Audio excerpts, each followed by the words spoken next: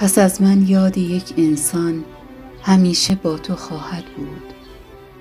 غم یک روح سرگردان همیشه با تو خواهد بود.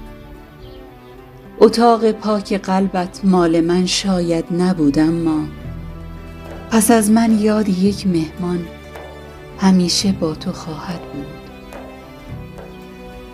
گل سرخ عزیز من، به هر گلخانه‌ای باشی بدان رویای یک گلدان همیشه با تو خواهد بود.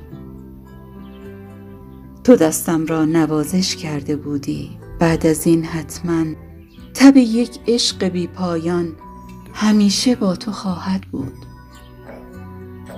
به دستت می سپارم چشمهای اشکبارم را، گل زیبای من، باران همیشه با تو خواهد بود.